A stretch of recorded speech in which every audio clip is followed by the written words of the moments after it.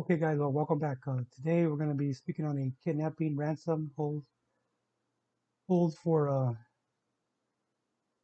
it's a unique case.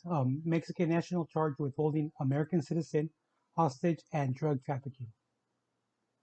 Apparently, this individual by the moniker Chacho was charged with holding a U.S. citizen listed in the indictment by the initials. We're only going to go by the initials right now.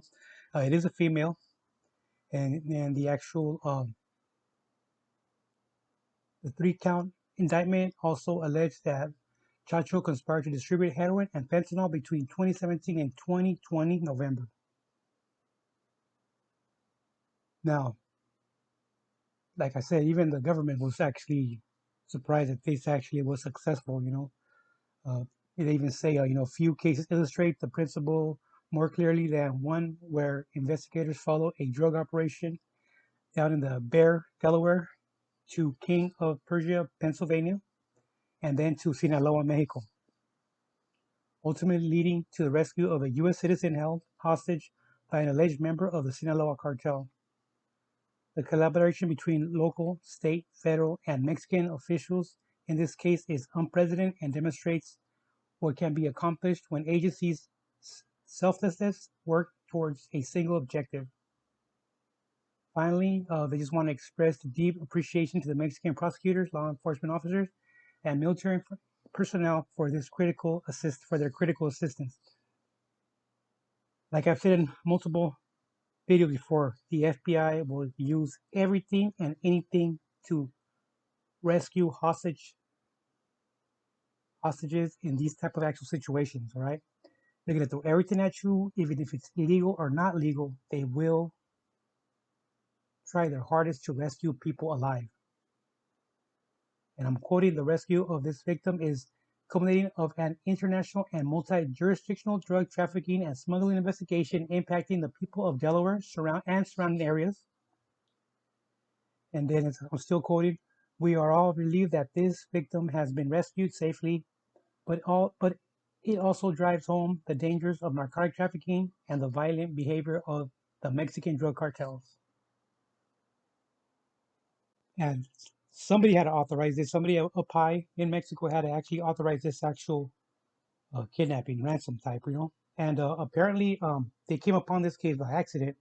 Apparently, according to the postal inspector in charge of Philadelphia, this case started with the investigators from several different agencies independently pursuing different leads.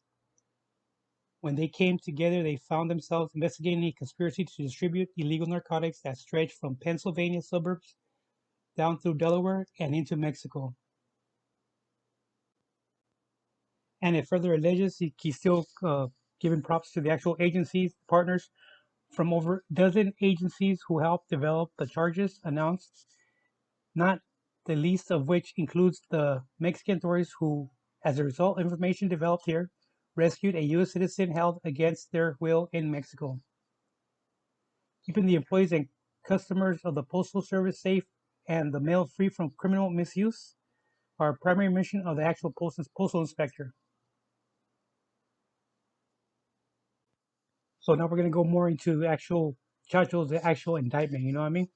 So apparently, Chacho knowingly and intentionally combined, conspired, confederate, and agreed with this individual by the name of Jackson and with others known to the grand jury to distribute 1 kilogram or more of a mixed substance containing detectable amounts of heroin mixed with actual fentanyl.